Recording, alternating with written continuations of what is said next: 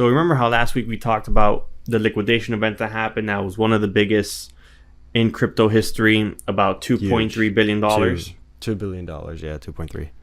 Well, that day later, after we recorded, some information came out from Bybit CEO. Okay. Right?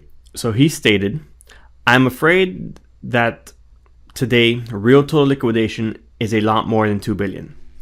By my estimation, it should be at least around 8 to 10 billion. FYI, Bybit 24-hour liquidation alone was 2.1 B. He shows a screenshot of the Bybit showing what was the liquidation just for them. And he replies, it was an internal message from their own liquidation. On CoinGlass, however, it was recorded around 333 million. He writes, we have API limitations on how much feeds are pushed out per second. From my observation, other exchanges also practice the same limit liquidation data. Moving forward, Bybit will start to push all liquidation data. We believe in transparency. Oh, wow.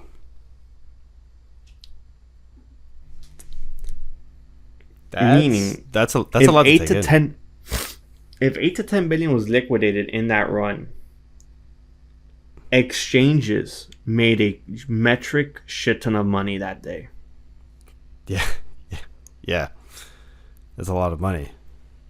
A lot of money moving. A lot of transactions. And it also explains the downward pressure we saw within just the entire market everywhere. Everything crashed. Yeah, everything went down essentially. It would make sense that it's more than 2 billion. And to add, it also shows the amount of buying pressure there is from the large wick that was formed on the daily time frame from that day's event. A lot of buying pressure. Yeah. So wick occurs when the orders are being filled up and there's no more downward selling, meaning everyone's really comfortable buying at that price. Mm-hmm. So much so that wick pushes up and could become green or gets filled to a certain point. Okay. I mean, there's so much buying pressure on all throughout that the wick didn't fill at the bottom; it actually filled midway on some of them, if not higher. Oh, I see what you're talking about. It was a long candle, but short, long wick. It's a very long. Yeah. Wick. Short candle. Long wick, short body. Short. Yeah.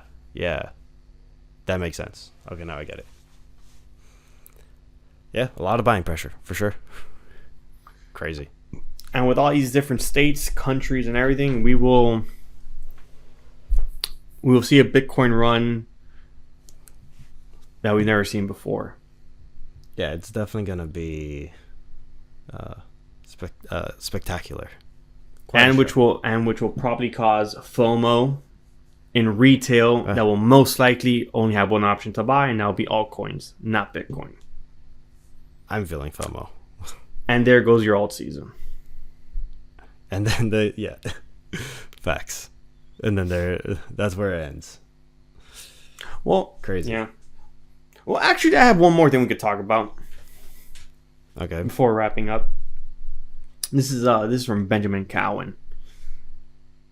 Bitcoin maxi, smart guy, really loves Bitcoin dominance, really loves watching Bitcoin alt Bitcoin pairings more so than altcoin USD pairings. So his take on it is, well, and I agree with this. We don't really see alt season really start until we see quantitative easing start. Okay. Because we're currently in QT, quantitative tightening. Mm-hmm. Meaning the Fed's not really printing money. We're really being strict. We have higher interest rates. And he goes, we really don't see Bitcoin fly hard or alts fly hard until QE starts. And we're projecting QE starts at some point this year, depending on how things go. Yeah. Or we could stay in QT, which will still push the price of alts either lower or stay the same where we are now. except for a select fee, of course.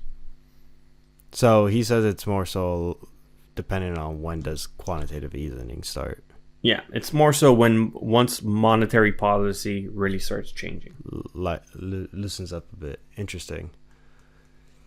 And I believe CPI, PPI coming out again this week. Yeah. We'll see how those go.